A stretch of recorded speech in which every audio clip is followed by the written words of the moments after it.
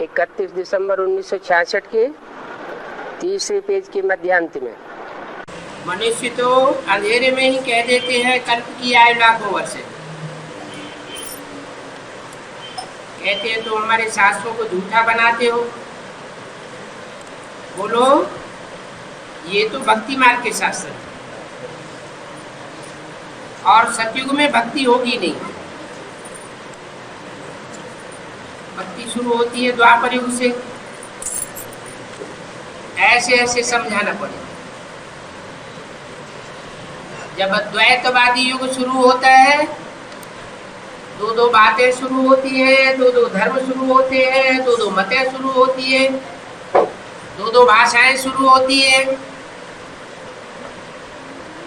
तो ये शास्त्र भी बनते हैं। अपनी अपनी कथा कहानियां उन शास्त्रों में बैठ करके लिखते हैं।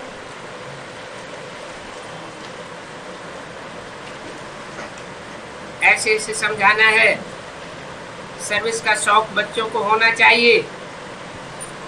अगर बच्चे होशियार हो जावे तो फिर और देशों में भी जा सकेंगे।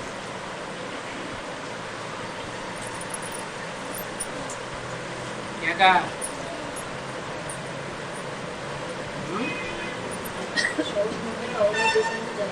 शौक नहीं, अगर बच्चे होशियार हो जावे समझाने में तो और देशों में भी जा सके।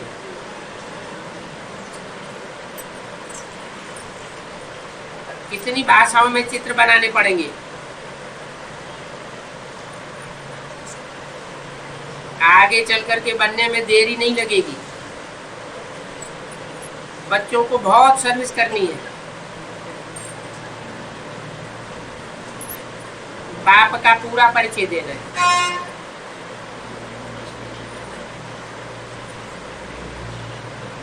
यहाँ आबू में सर्विस का कोई प्रबंध नहीं है।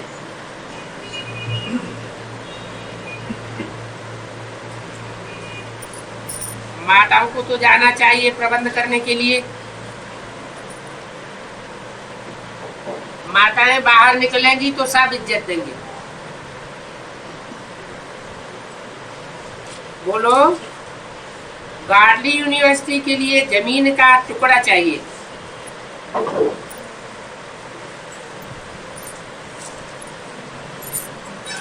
यहाँ इस शहर में तो जरूर प्रदर्शनी होनी चाहिए,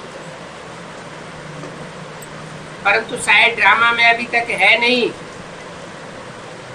अपनी म्यूजियम बनाए देते, बहुत आकर के समझेंगे। परंतु जब कोई रहम दिल बच्चे निकले तब ऐसा बोले। ऐसा अकलमंद कोई है नहीं जो आबू शहर में हाल का प्रबंध करवाए दे।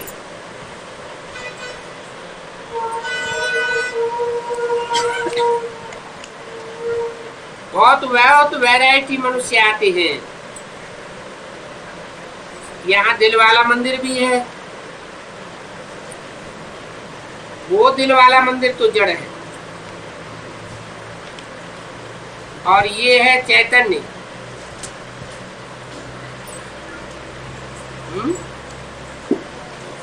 कौन सा दिल वाला मंदिर जड़ है और कौन सा चैतन्य है?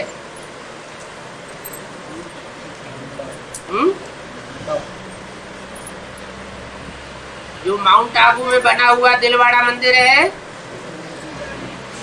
अथवा जैनियों का जो भी श्वेतांबर दिगंबर जैन मंदिर बना हुआ है, वो सब जड़ मूर्तियों के मंदिर है।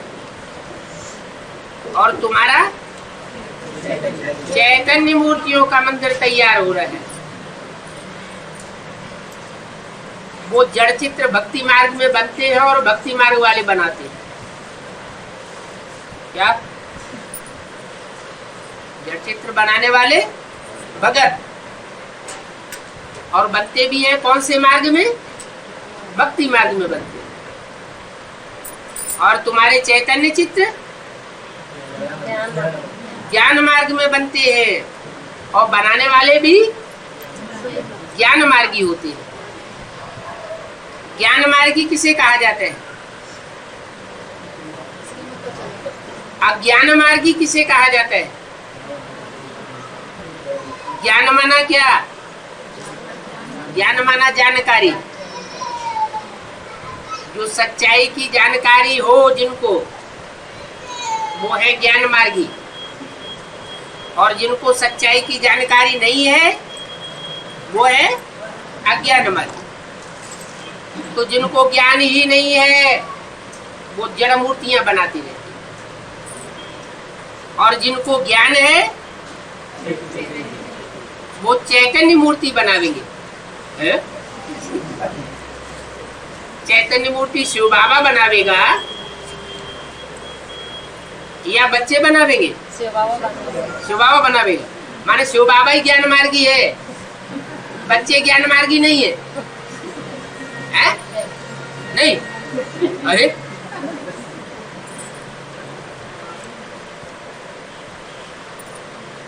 मूर्तियां बनाने के लिए किसको बोला? बच्चों को बोला या बाबा ने अपने लिए बोला? बच्चों के लिए बोला कि बच्चे चैतन्य मूर्ति तैयार करें, चैतन्य मूर्तियां बनावे। तो चैतन्य मूर्तियां बनाने वाले बच्चे भी ज्ञान मार्गी होंगे, भक्ति मार्गी नहीं होंगे। अंधश्रद्धा अंधविश्वास पर चलने वाले नहीं होंगे। अगर अंधश्रद्धा अंधविश्वास पर चलने वाले होंगे तो जड़ मूर्तियां बनावेंगे और ज्ञानी बच्चे चैतन्य मूर्ति बनाएंगे। माने जो जितना ज्ञानी होगा वो उतनी ही चैतन्य मूर्ति अपनी बना सकेगा।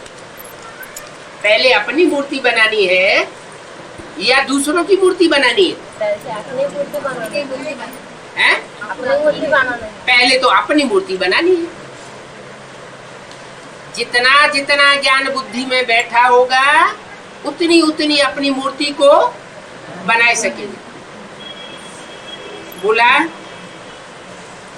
वो तो जड़ मूर्तियां बनाते हैं, उन मंदिरों में है जड़ मूर्तियां। और तुम जो मंदिर तैयार कर रहे हो, नई दुनिया का जो नया मंदिर होगा उसमें चैतन्य मूर्तियां होंगी।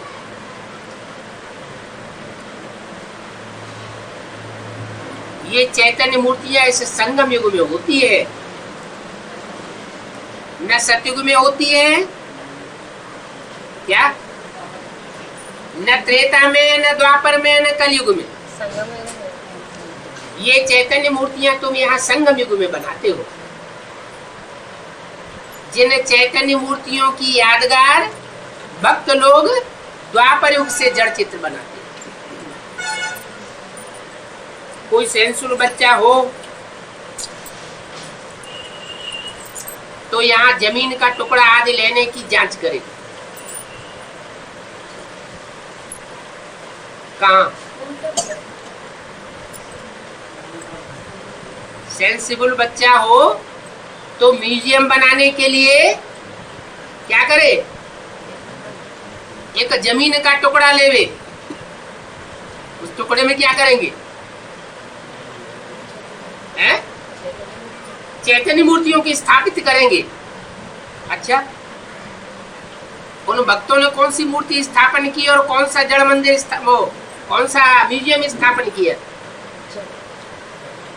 उन भक्तों ने तो, उन भक्त ब्राह्मणों ने तो जड़ म्यूजियम बनाया, जड़ म्यूजियम बनाया और उसमें जड़ चित्र भी रख दिए, जड़ मूर्तियां बनाई दी। जो ज्ञानी बच्चे होंगे वो क्या करेंगे? जमीन का टुकड़ा लेंगे और उसमें चैतन्य मूर्तियां स्थापित करेंगे। बाबा की ऐसी इच्छा थी। कब?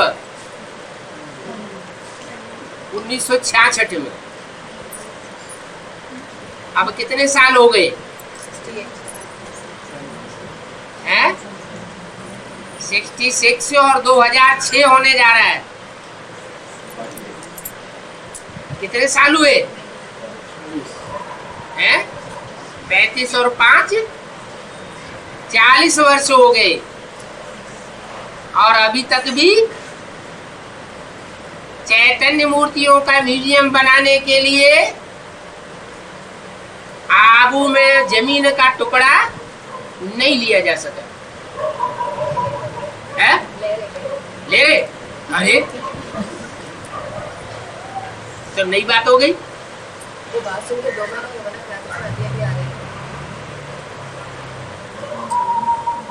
तो ले रहे तो अच्छी बात है। बाबा ने बोला है, उस समय बोला, उस समय क्लैरिफिकेशन नहीं दिया, कुछ लोगों को लेने वालों को किस बात क्लियर नहीं हुई तो जड़ मूर्तियों का म्यूजियम बना दिया। अभी बात क्लियर हो रही है कि जड़ मूर्तियों का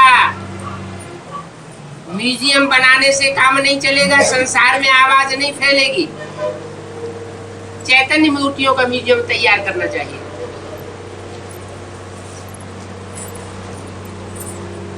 वहां अपना हाल बनवा देंगे,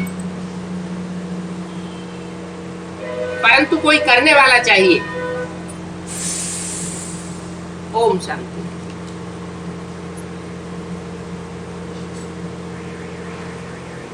ये है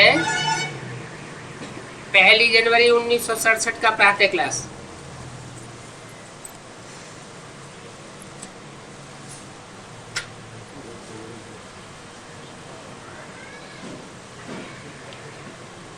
रिकॉर्ड चला है, लाख जमाने वाले बोले। मीठे मीठे रूहानी बच्चों ने ये गीत सुना। क्या गीत सुना? जमाने वाले लाख बार बोले तो भी हम उनकी बात मानने वाले नहीं है। वो तो हमारा अपोजिशन ही करेंगे, ग्लानी ही करेंगे, हमारी ग्लानी करेंगे, हमारे परिवार की ग्लानी करेंगे, हमारे बाप की ग्लानी करेंगे,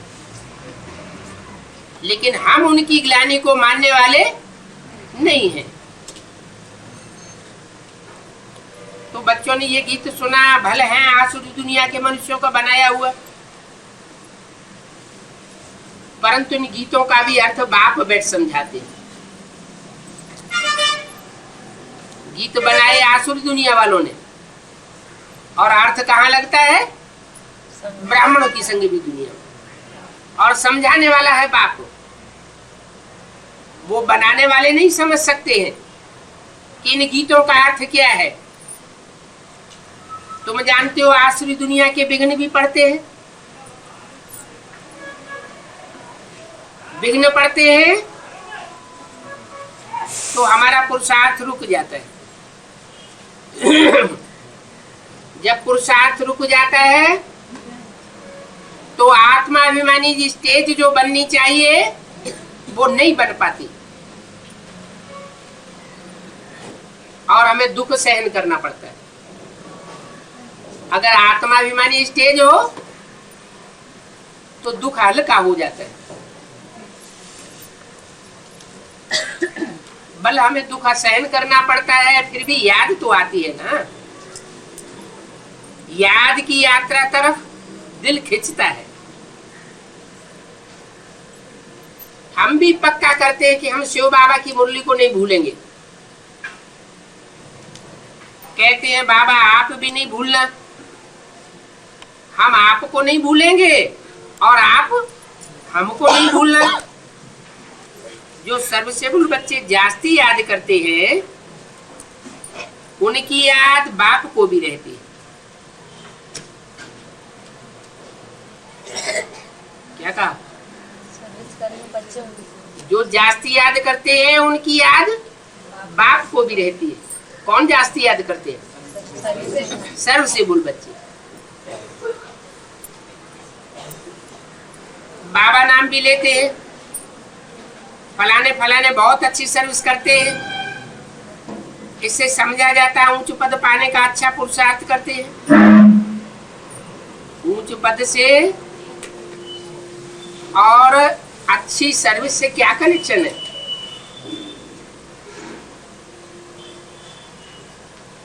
जो अच्छी सर्विस करेंगे ज्यादा सर्विसेबल बनते हैं, ज्यादा आत्माओं का कल्याण करते हैं, तो ऊंच पद पाते हैं। कैसे? उनकी प्रजा ज्यादा बनती है, प्रजा भी ज्यादा बनती है, और साथ साथ राज्य अधिकारी भी ज्यादा बनते हैं, उनके वारिसदार भी ज्यादा बनते हैं। जो जैसा होता है वो वैसा ही तैयार करता है। राजा क्वालिटी का होगा तो राजा तैयार करेगा, महाराजा क्वालिटी का होगा तो महाराजा तैयार करेगा, प्रजा क्वालिटी का होगा तो प्रजा तैयार करेगा। तो सर्विस के ऊपर पद का सारा मदार है। जो सर्विस करते हैं उनकी याद की यात्रा भी बहुत अच्छी हो जाती है। साफ दिल चाहिए, ऐसे नहीं कि दिल के अंदर बित बित भरी हुई हो। कोई कोई स्वार्थ युक्त सेवा करते हैं,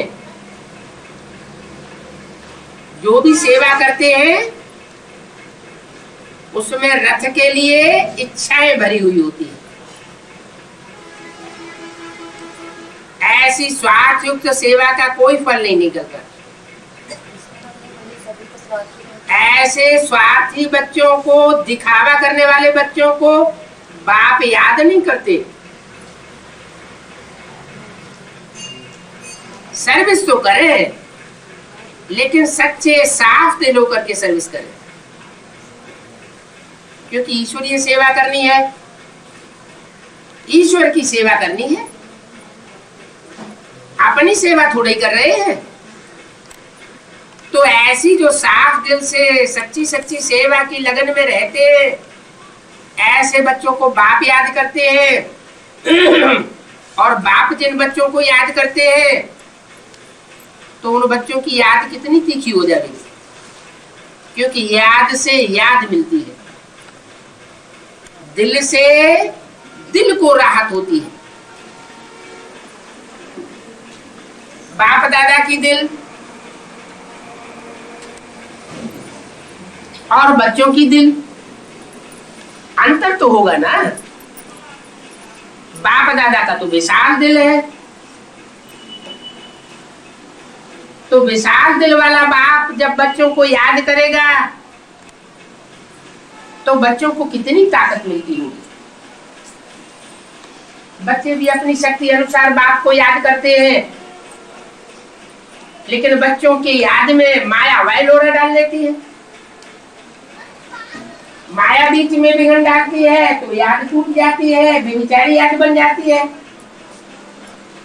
उस याद में उतनी पावर नहीं होती। और बाप जब सबसे उन बच्चों को याद करता है तो बाप की याद में माया वायलोरा नहीं डाल सकती।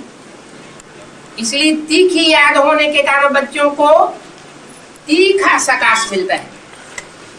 और जब बच्चों को तीखा सकाश मिलता है तो जो बच्चे हैं वो उमंग उत्साह में आ जाते हैं।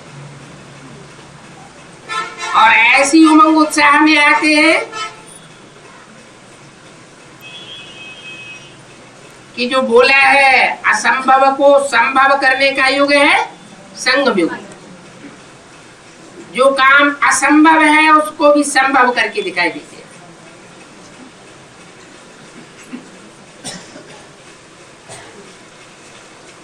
तो सेवा बहुत बड़ी मेवा है। सेवा से ही ऊंच पद बनता है, सेवा से ही नंबर ऊंचा जाता है।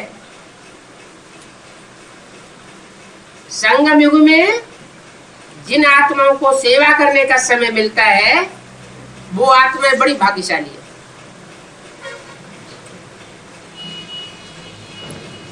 निर्बंधन आत्माएं होंगी तो और ही जास्ती सेवा करेंगी।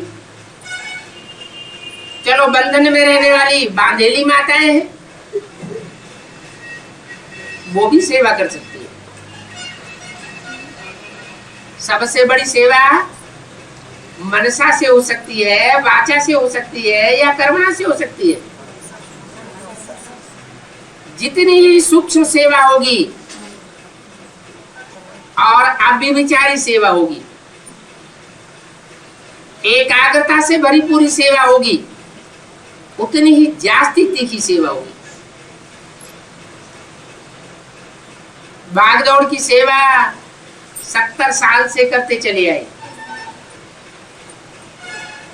दुनिया में कितनी परसेंटेज आत्माओं को संदेश मिला और कितनी परसेंट में माला तैयार हुई, कितना स्वर्गीय संगठन तैयार हो गया, सॉलिड संगठन, कहेंगे नील। तो भागदौड़ की कर्मणा सेवा से भी कोई खास रिजल्ट नहीं निकला। वाचा की सेवा भी कितनी हुई, उस वाचा की सेवा का भी कोई खास रिजल्ट नहीं निकला। न नई दुनिया की स्थापना हुई और न पुरानी दुनिया का कहीं विनाश दिखाई देता है।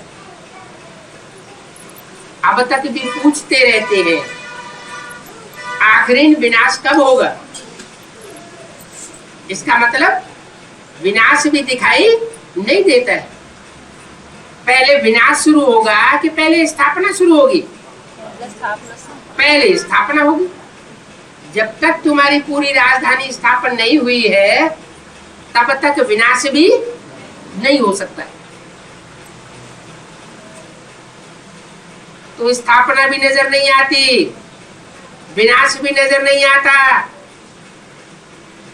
इसका मतलब जो सेवा होनी चाहिए वो सेवा अभी तक हुई नहीं है,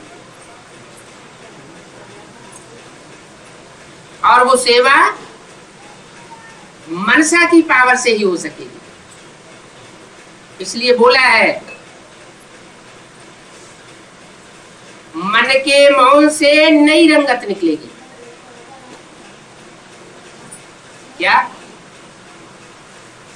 घर में कोई आदमी जब बोलते बोलते थक जाता है और कोई नहीं सुनता, कोई नहीं मानता, तो क्या करता है? चुप हो जाता है।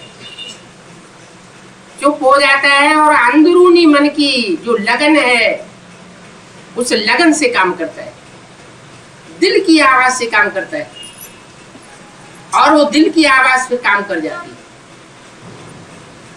तो ऐसे ही ईश्वरीय सेवा में मन का मौन अंत में रंग लावेगा।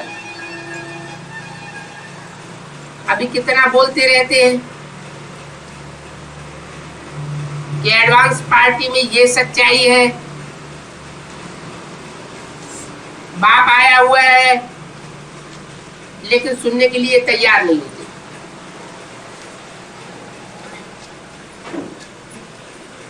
जैसे कि कान में उंगली दे करके बैठते हैं, सुनते हुए नहीं सुनते, या तो कह देते हैं तुम्हारी बातें सब सच्ची है लेकिन हम अभी मान नहीं सकते, हमारा दिल नहीं कहता कि हम आपकी बातें माने।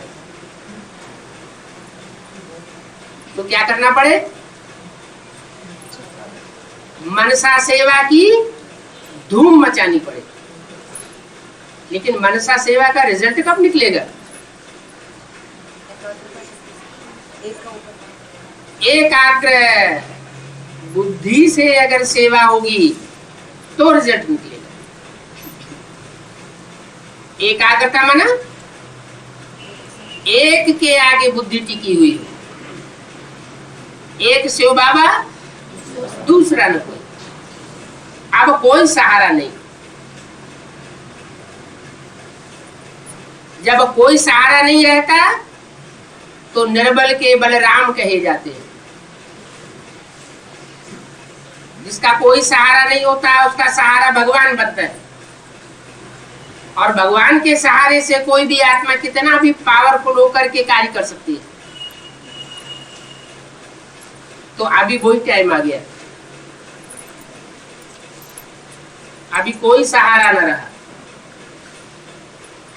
किनारा दिखाई नहीं पड़ता, सारी दुनिया अंधेरे में पड़ी हुई है। मुट्ठी भर बच्चे हैं जो ज्ञान मार्ग में है और आंख खोले हुए हैं। उनकी भी आंखें कभी बंद हो जाती है, कभी खुलती है, क्योंकि निश्चय अनिश्चय के वायलोरे में माया डालती रहती है।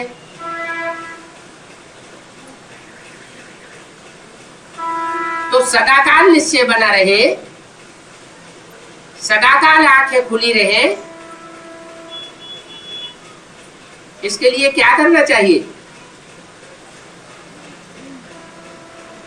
सदाकाल उमंग उत्साह बना रहे, उमंग उत्साह कम न होवे, उसके लिए क्या युक्ति बताई? एक के ऊपर भी कंसंट्रेशन करने के लिए प्रयास तो शुरुआत से ही कर रहे,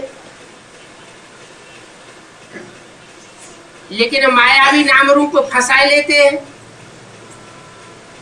बुद्धि टूट जाता है। तो आखिर क्या युक्ति अपनावे?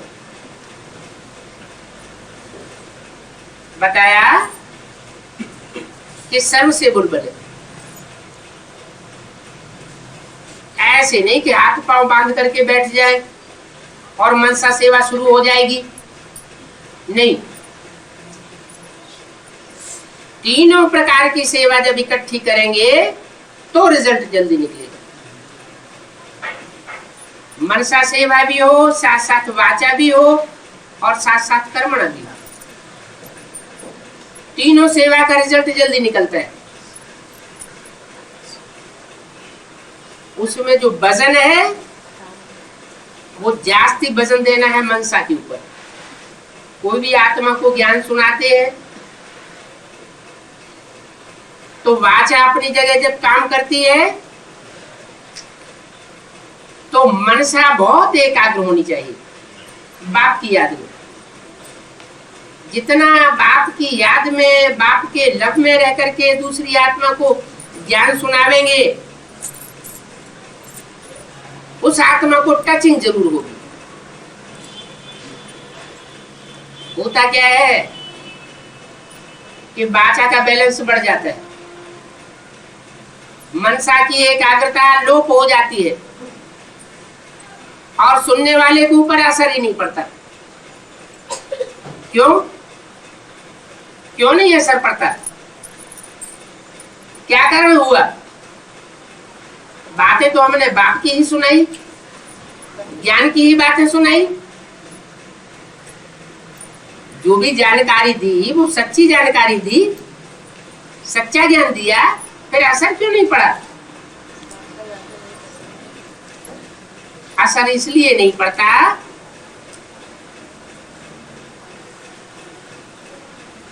कि हमने ज्ञान तो दिया, लेकिन ज्ञान देते समय हम इतने अहंकार में आ जाते हैं कि हम जो वाचा सुना रहे हैं उसी से ही उद्धार होगा। अरे हम तो तमो प्रधान आत्मा है, तमो प्रधान आत्मा सेवा कर ही नहीं सकती। तमो प्रधान आत्मा के वाइब्रेशन ही तामसी निकलते हैं। तामसी वाइब्रेशन दूसरों को भी तामसी बनाते हैं। सेवा कौन करने वाला है? हम आत्माएं तमो प्रधान सेवा नहीं करते हैं, बाप दादा हम बच्चों से सेवा कराते हैं। तन हमारा, वाचा हमारी, लेकिन पावर सारी बाप दादा की। जैसे बल्ब है,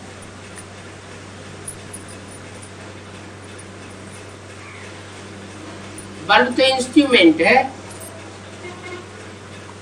इंस्ट्रूमेंट में जब तक करंट नहीं दौड़ेगा, चाहे 1000 वाट का बल्ब ही क्यों न हो, वो कोई रोशनी देने वाला नहीं है। ऐसे ही हमारी वाचा में, हमारी कर्मणा में कोई पावर नहीं आ सकती अगर हमारा बुद्धि योग का कनेक्शन बाप के साथ न जुटा हुआ होगा। और कनेक्शन भी मिक्सरिटी का कनेक्शन नहीं होना चाहिए, शुद्ध कनेक्शन हो। आप भी विचारी याद हो तो ऐसी अब भी विचारी याद सेवा का रंग लाती है।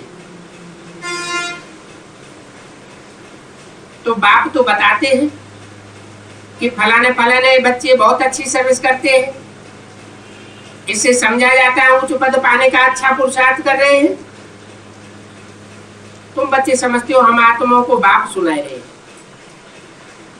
क्या कहा?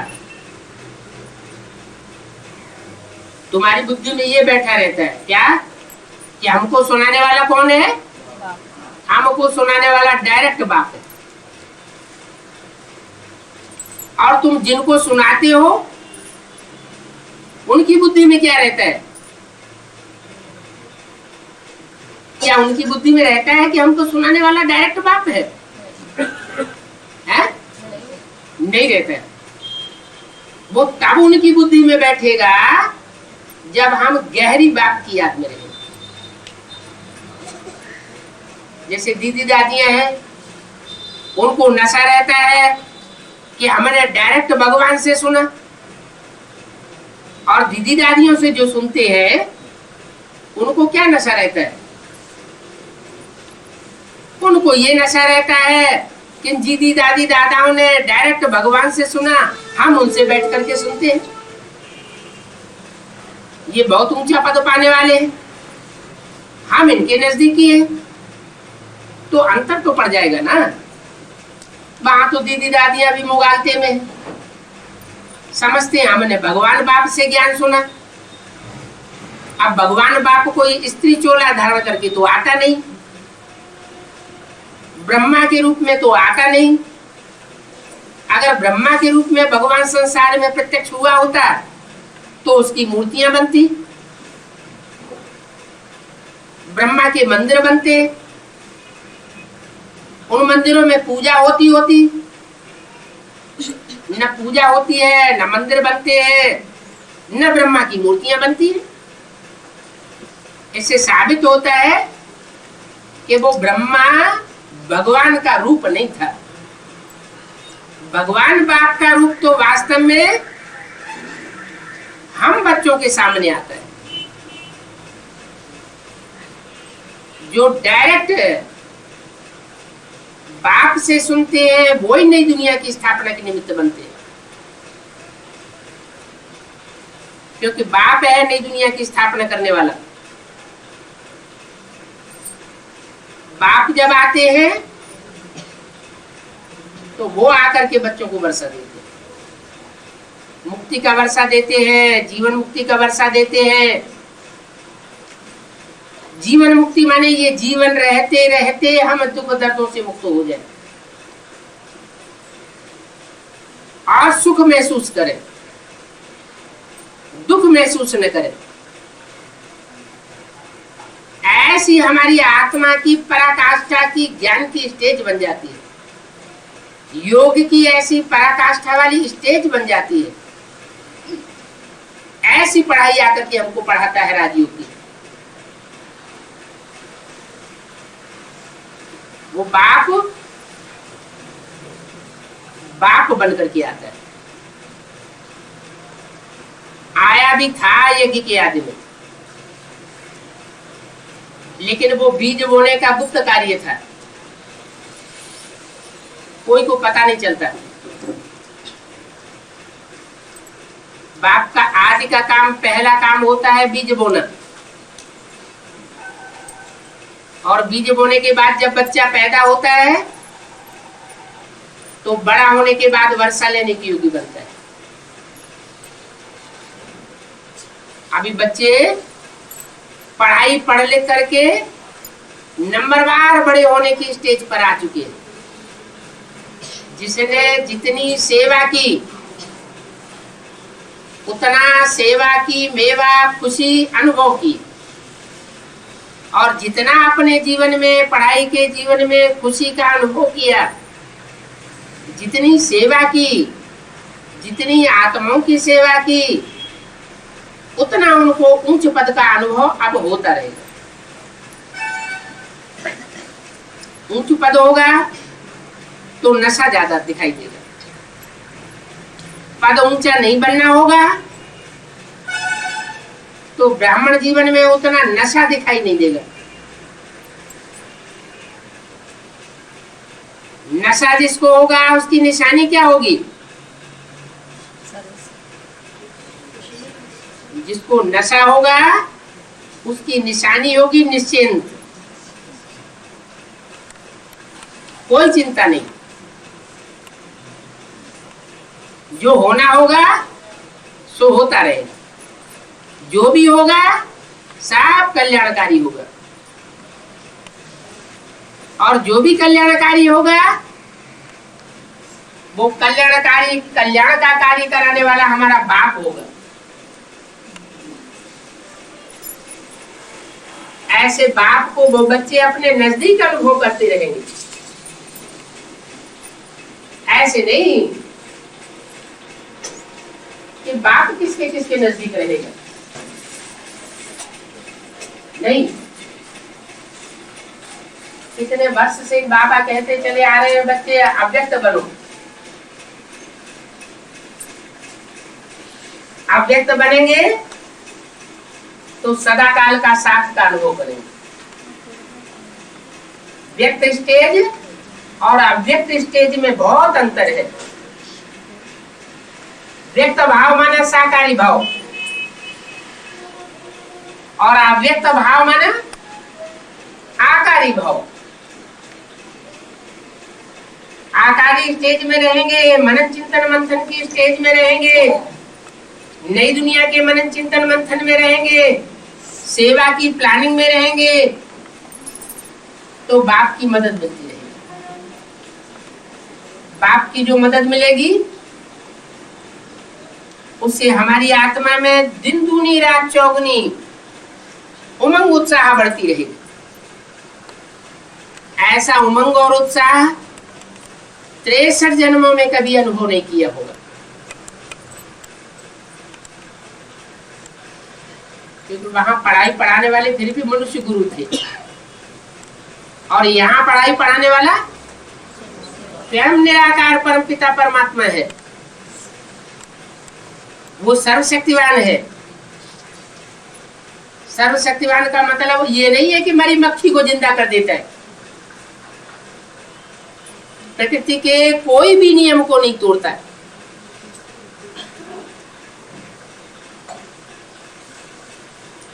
जो थूथा चना होता है वो ज्यादा आवाज करता है।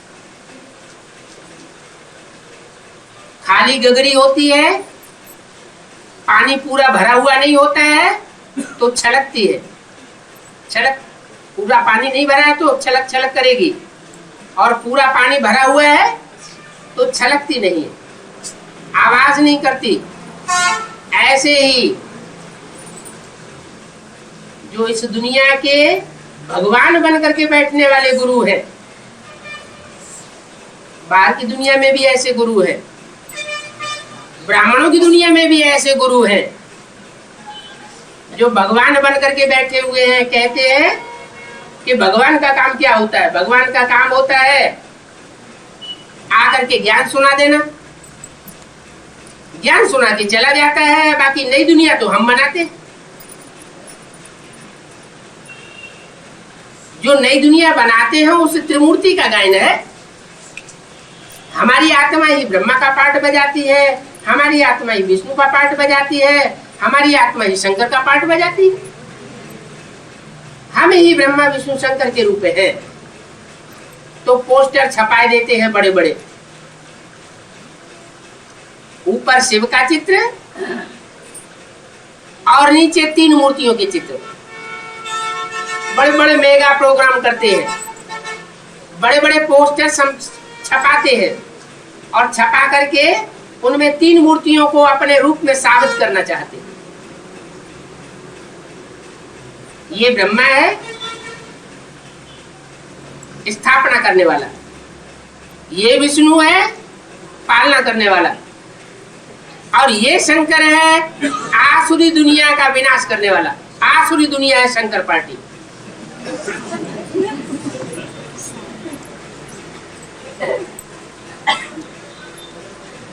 ऐसे ऐसे अपने को शिवो हम समझ करके बैठ जाते हैं। तो बाहर की दुनिया में ही शिवो हम नहीं है, अंदर की दुनिया में भी शिवो हम। ऐसे देहधारी धर्मगुरुओं से संसार का कल्याण नहीं हो सकता। जो भगवान है उसे कभी भी अपने चित्त छपाने की जरूरत नहीं है। अपना एडवर्टाइजमेंट भगवान अपने आप नहीं करता। भगवान का एडवर्टाइजमेंट भगवान के बच्चे करते हैं। सन सोस फादर और फादर सोस सन्स। बाप बच्चों को प्रत्यक्ष करता है, बच्चे बाप को प्रत्यक्ष करते हैं। भगवान को ये कहने की दरकार ही नहीं कि मैं भगवान हूं। अगर कोई कहता है शिवो हम, मैं शिव भगवान हूं, तो बाबा कहते हैं वो भगवान नहीं है, क्या है? हिरण्यकश्यप। अपन को भगवान कहने वाले हिरण्यकश्यप है। हिरण्यकश्यप नाम क्यों पड़ता है? हिरण्य माने सोना, काशी माने तेज, पा माना पीने वाले। सोने जैसी जो सच्ची आत्माएं हैं उनकी पवित्रता रूपी तेज को पी जाने वाले हैं और उनको खोखला बना देते हैं, खुद पावरफुल बन जाते हैं। बाप कहते हैं ऐसे हिरण्यकश्यपों के बुद्ध रूपी पेट को मैं फाड़ने के लिए आया हूं। वो अपनी बुद्धि चलाते हैं, मैं बुद्धिमानों की बुद्धि गाया हुआ हूं। बुद्धि चलाने वाले मेरे को पसंद नहीं है। मैं दिल वाले बच्चों को पसंद करता हूं और साफ दिल वाले बच्चों को पसंद करता हूं। साफ दिल तो मुराद हासिल। बुद्धि का अहंकार दिखाते हैं वो मेरे को पसंद नहीं। बाप को तो ऐसे बच्चे चाहिए जो बाप कहे और बच्चा करे। फरमान बरदार बच्चे चाहिए, आज्ञाकारी बच्चे चाहिए। बाप फरमान करे और फरमान पूरा करने में टाइम लगावे। बाप आज्ञा करे और आज्ञा पूरी करने में, आज्ञा मानने में टाइम लगावे। ऐसे बच्चे बाप के दिल पर पूरे नहीं चढ़ते। बाप कहे और तुरंत करे तो कहेंगे ताजा फल खाया। और बाप ने कहा और बच्चे थोड़ा समझने सोचने में लग गए, इससे कहीं हमारा नुकसान तो नहीं हो जाएगा, ये बात ठीक कही गई है या नहीं कही गई है। इससे क्या साबित होता है कि भगवान के ऊपर निश्चय है या नहीं है? निश्चय नहीं है। निश्चय है कि भगवान ने हमको डायरेक्शन दी है तो बंदा आकर काम करके मानेगा। इसमें अंधश्रद्धा की बात नहीं। एक ही बात पक्की बुद्धि में बैठी हुई है कि भगवान बाप हमको मिला हुआ है। भगवान बाप कभी गलत रास्ता नहीं बता सकता। जो मुख से बोलेगा तो सत्य बोलेगा। जो कर्मेंद्रियों से कर्म करेगा या कराएगा सत्य कर्म कराएगा। सिखों में इस बात की बहुत मान्यता है। कहते भी है सी भी सत्य, हो सी भी सत्य। वो सत्य ही है और सत्य ही होगा और सत्य ही था। इसलिए सत्य को मानने में देरी नहीं करनी चाहिए। तो सत्य बाप कहते हैं कि मैं सच्चा सच्चा साईं बाबा हूं। वो बाबाएं तो दिखावे के होते हैं, दिखावा करने के लिए बड़े बड़े खड़े खड़े बाल कर देते हैं, तो पर्सनालिटी दिखाई पड़े। गीता का भगवान तो कहते हैं मैं तो साधारण तन में आता हूं। कैसे तन में आता हूं? क्यों साधारण तन में? इसलिए आता हूं कि जो मेरे बुद्धिमान बाप के बुद्धिमान बच्चे हैं वो ही पहचान सके, दूसरे ना पहचान सके। भाग्यशाली तन में आता हूं, है साधारण तन लेकिन भाग्यशाली तन है। भाग्यशाली किस अर्थ में, किस आधार पर भाग्यशाली? भगवान का रथ है तो कैसा हुआ? भाग्यशाली रथ। और टेम्परेरी रथ नहीं, कैसा रथ? मुकर्रर रथ। आदि से लेकर के अंत तक उस बाप जो है उस रथ में प्रत्यक्ष होते हैं, इसलिए मुकर्रर है। मुकर्रर रथ के द्वारा मैं मुकर्रर रूप से मुकर्रर दुनिया स्थापन करके जाता हूं। अल्पकाल की सुख की दुनिया नहीं बनाता हूं। 2500 स्थायी सुख मिलता है और 2500 के बाद जो अगले 2500 वर्ष है उन द्वापर और कलयुग के 2500 वर्षों में आत्मा अपने पुरुषार्थ की तीव्रता के आधार पर अपना सुख ले सकती है। अभी ये आत्मा में तीव्र संस्कार के पुरुषार्थ भरे जा रहे हैं। 21 जन्मों का तो सुख मैं देता हूं और 21 जन्मों के पुरुषार्थ के आधार पर जो पुरुषार्थ का फाउंडेशन संगम युग में पड़ता है, उस फाउंडेशन के आधार पर 63 जन्मों की भी सुख शांति का वर्षा अभी आत्माओं को मिल रहा है। इसलिए बोला है कोई आत्माएं तो 82-83 जन्म भी सुख में रहती है। और सामान्य रूप से बोला है कि और धर्म की आत्माएं आधा सुख आधा दुख भोगती है और तुम बच्चे पौना हिस्सा माने 75% सुख भोगते हो और 25% दुख भोगते हो इस सृष्टि पर। उसमें भी जो तीखे पुरुषार्थी बच्चे हैं वो 75% से भी ऊपर सुख भोग सकते हैं। अगर याद की यात्रा से उन्होंने अपनी आत्मा रूपी बैटरी को फुल चार्ज कर लिया है तो याद के ऊपर सारा मदार है, प्योरिटी के ऊपर सारा मदार है। आत्मा में जितनी प्योरिटी के संस्कार होंगे 63 जन्मों की, वो आत्मा संगम युग में उतनी ही जास्ती अच्छी याद कर सकेगी। और जितने ही ज्ञान के संस्कार होंगे वो आत्मा ज्ञान की पराकाष्ठा के आधार पर उतनी ही गहरी याद कर सकेगी। याद से पवित्रता हासिल होती है और पवित्रता से याद पक्की होती है। अब भी विचारी याद आती है। तो दो रूप हैं,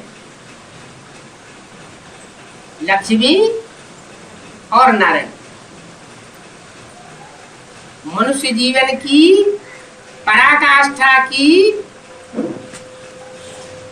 एम ऑब्जेक्ट को प्राप्त करने के लिए दो सिंबल हैं, एक नारायण और एक लक्ष्मी। नारायण याद की यात्रा के बल पर नर से नारायण बन जाता है और लक्ष्मी प्योरिटी की प्रॉपर्टी के आधार पर नारी से लक्ष्मी बन जाती है। ये प्योरिटी की महिमा है।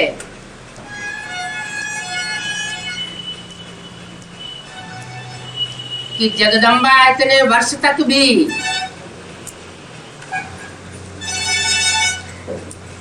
ज्ञान की पराकाष्ठा को पाने के बावजूद भी, बाप के साकार सानिध्य में रह करके भी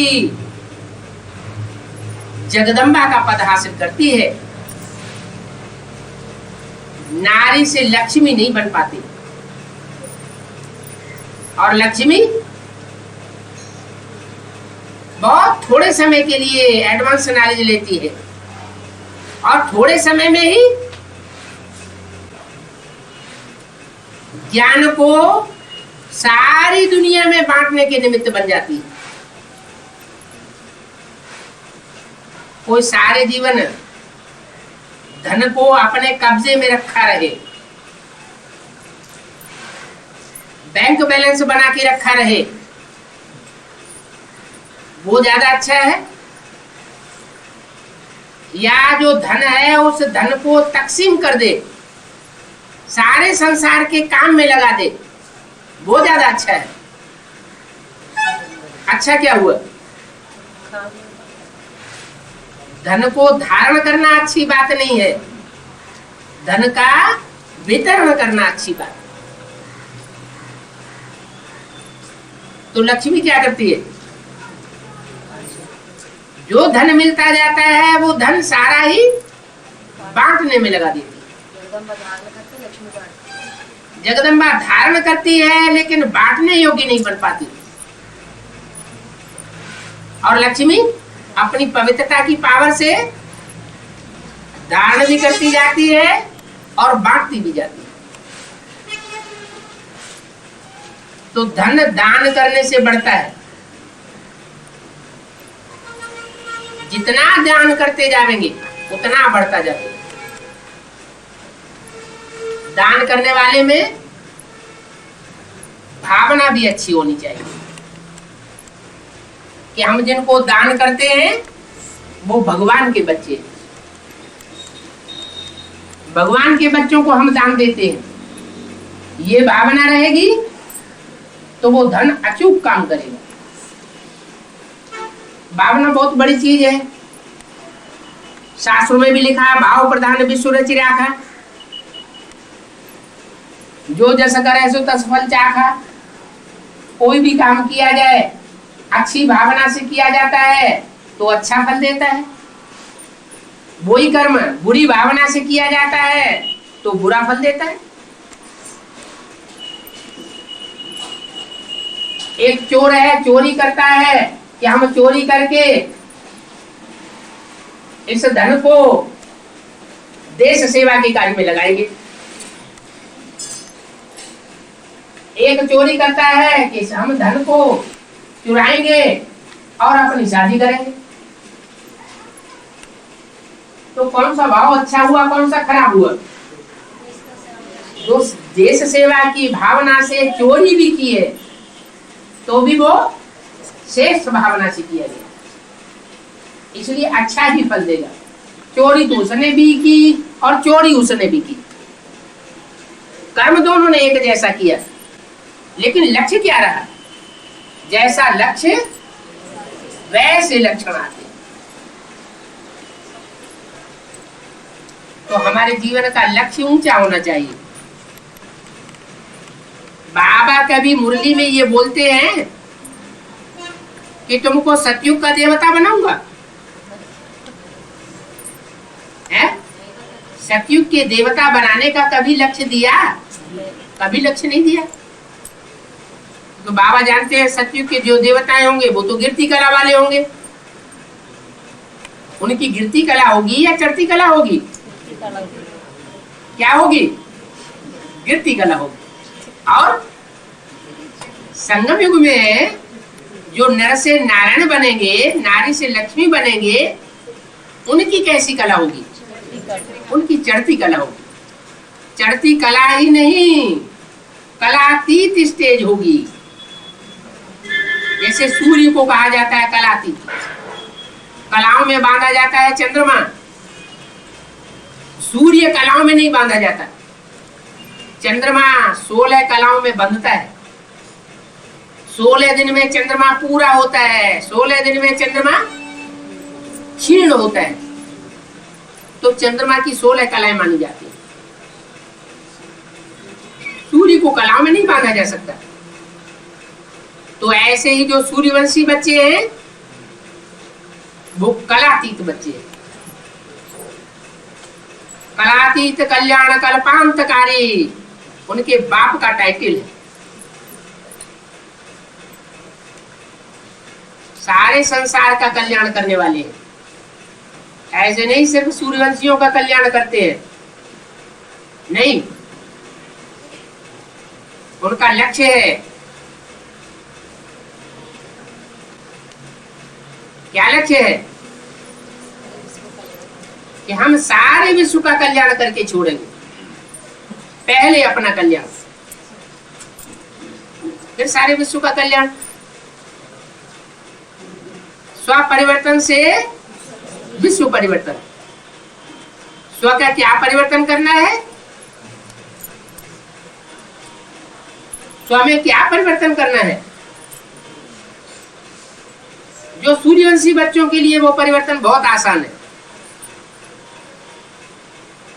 दूसरे धर्म की आत्माओं में कन्वर्ट होने वाली जो आत्माएं हैं उनके लिए वो कठिन है।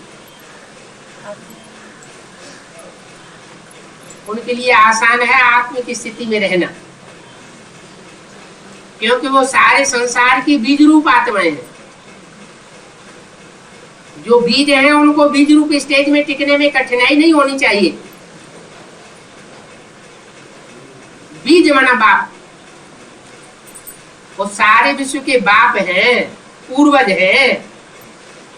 तो पूर्वजों के ऊपर बहुत जिम्मेवारी होती है। जो बाप होता है वो परिवार के लिए सबसे जिम्मेवार व्यक्ति माना जाता है। तो ये सारी सृष्टि हमारा कुटुंब है।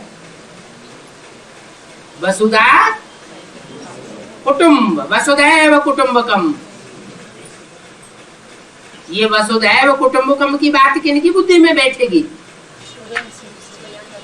इनकी बुद्धि में बैठेगी जिनका एक बाप होगा। एक बाप, दूसरा न कोई। बाप ज्यादा कल्याणकारी और दुनिया में कोई होता नहीं। बाप सदा ये चाहता है कि बच्चा हमसे भी आगे बढ़े। बच्चे को अपने से आगे बढ़ता हुआ देख करके, बच्चे की अपनी आज से जास्ती पढ़ाई देख करके बाप खुश होगा, दुखी नहीं हो सकता। अपने से ज्यादा बच्चों को सुखी देखना चाहता है, शांति में रहना देखना चाहता है। और ऐसा प्रैक्टिकल में होता भी है। बाप जब बाप के रूप में संसार में प्रत्यक्ष होता है, मनुष्य सृष्टि के बाप के रूप में जब आखिरी जन्म में इस सृष्टि पर प्रत्यक्ष होता है तो खुद उसकी हालत बहुत नीचे गिरी हुई होती है। और उसके जो प्राप्ति करने वाले उससे जो बच्चे हैं, जो मनुष्य सृष्टि के बाप के जो बच्चे हैं, वो आखिरी जन्म में बहुत ऊंची स्टेज पर होते हैं, अच्छी स्टेज पर होते हैं। बाप उन बच्चों को देख करके खुश होता है। क्यों खुश होता है? दुखी क्यों नहीं होता? मैं बाप हूं फिर भी मेरी ये हालत है रोडपति की, और ये बच्चे हैं और ये करोड़पति क्यों है? ऐसा भाव क्यों नहीं आता है? बाप कल्याण कर नहीं, बाप है ना, वो बाप जानता है कि बच्चे बाप से सवा गुने होने चाहिए, आगे बढ़ करके होने चाहिए। तो ऐसे बच्चों को देख करके बाप खुश होता है कि ये मेरे बच्चे मेरे लिए सहयोगी बनेंगे। बच्चे होंगे तो सहयोगी बनेंगे, बच्चे नहीं होंगे, एक होते हैं बच्चे और दूसरे होते हैं कच्चे। एक होते हैं माँ की औलाद क्या, असली माँ से पैदा, और दूसरे कौन से होते हैं, दूसरी माँ से सौतेले बच्चे। एक मातेले होते हैं और दूसरे सौतेले होते हैं। तो जो मातेले होते हैं उनमें खुद शुद्ध खून बहता है, सौतेले होते हैं उनमें उतना शुद्ध खून नहीं होता है। यहाँ खून कौन सा है, यहाँ संकल्पों का खून। जो बाप का संकल्प सो बच्चों का संकल्प, जो बाप का संकल्प नहीं वो बच्चों का संकल्प, उसको कहते हैं मन मना भव, मेरे मन में समा जाए। तो बाप के मन के संकल्पों के अंदर जो बच्चे समाने वाले संकल्पों वाले बच्चे हैं, ऐसे बच्चे जो बाप समान बच्चे बनते हैं, उन बच्चों के लिए बाप आखिरी जन्म तक के लिए भी गारंटी देता है कि मेरे बच्चे भूख नहीं मर सकते। सारी दुनिया में अकाल का असर होगा, विनाश का असर होगा, और जो बाप के बच्चे हैं वो भूख नहीं मरेंगे। बहुत बड़ी गारंटी है, क्योंकि आखिर में तो जाकर के ऐसी स्टेज आएगी कि करेंसी भी फेल हो सकती है, बैंकें फेल हो सकती है। करेंसी फेल हो जाए, बैंक फेल हो जाए, फिर क्या बचेगा, कहां से आवेगा? अभी तो मार्केट में से जाके पैसे देके ले आते, फिर कहां से आवेगा? तो बाप कहते हैं मेरे बच्चे मेरे धंधे में लगे, जो मेरे बच्चे नहीं है वो बाप का धंधा नहीं पकड़ेंगे। कोई डॉक्टर होता है और उनके बच्चे होते हैं तो उनको फक्र होता है, हमारा खानदानी सफा खाना है, हम खानदानी डॉक्टर हैं। माना हमारे बाप दादे साहब डॉक्टर थे, तो हमें जितना अनुभव हो सकता है डॉक्टरी का, उतना और किसी को अनुभव नहीं हो सकता। ऐसे यहाँ भी हमारा रूहानी बाप है, रूहानी सेवा करने वाला है, तो रूहानी बाप के बच्चे भी रूहानी सेवा करने वाले बच्चे होने चाहिए। इसलिए कहा है कि सब धंधों में है नुकसान सिवाय एक ईश्वरीय धंधे। अभी तो नहीं दिखाई देता, अभी तो ऐसा दिखाई नहीं देता क्या कि जो ईश्वरीय धंधा करने वाले बच्चे हैं उनको बहुत प्रॉफिट हो रहा हो, और जो लौकिक धंधा करने वाले हैं उनको प्रॉफिट ना हो रहा हो। किसको ज्यादा प्रॉफिट होता है? कौन करोड़पति नजर आते हैं? ईश्वरीय धंधा करने वाले करोड़पति नजर आ रहे हैं या दुनियावी धंधा करने वाले करोड़पति नजर आ रहे हैं? ईश्वरीय धंधा करने वाले कोई करोड़पति हैं अभी? है? नहीं है। बल मुरली में बोला है ये ज्ञान रतन ही आगे चल करके स्थूल रतन बन जाएंगे, जिनमें जितने ज्ञान की पराकाष्ठा होगी वो आगे चल के उतने ही बड़े साहूकार बनेंगे स्थूल धन के। ये सारी दुनिया का सोना चांदी तुम्हारे चरणों में आने वाला है। तो बाबा क्या झूठ बोलते हैं? इसी जन्म में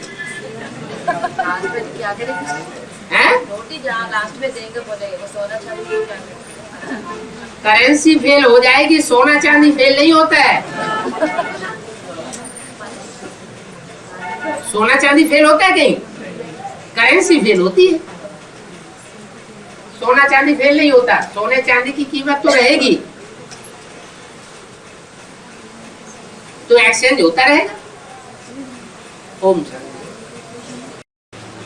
प्रवेश करने की बात अलग बताइए। पावन तो एक सेंस गॉड फादर है, फिर और रुद्रमाला के मंत्र में जो आत्मा प्रवेश करती है वो तो पावन नहीं हो सकती। रुद्रमाला के मंत्र के पावन नहीं बनते? रुद्रमाला के मंत्र बनते हैं, उनमें जो प्रवेश करने वाली जो आत्मा है, तमोप्रधान आत्मा कोई भी सेवा नहीं करती है। प्रवेश करके कौन प्रवेश करके सेवा करती है? पावन प्रवेश करके सेवा कौन करती है? बाप दादा करते हैं ना। फिर तो सभी में फिर बाप दादा ही प्रवेश करेंगे सभी में बाप दादा ही तो प्रवेश करके सेवा करते हैं। ना लोगों में मनोवृत्ति से। जो भी 108 रुद्रमाला के रुद्राक्ष मणके हैं, उन रुद्राक्षों में जो मुख बने हुए होते हैं वो सारे ही मुख सेवा थोड़े ही करते हैं। जो बाप दादा का मुख है उनमें वो सेवा करता है, बाकी जो मुख है वो दूसरी आत्माओं के हैं, वो थोड़ी सेवा करते हैं, वो तो डिसर्विस ही करेंगे।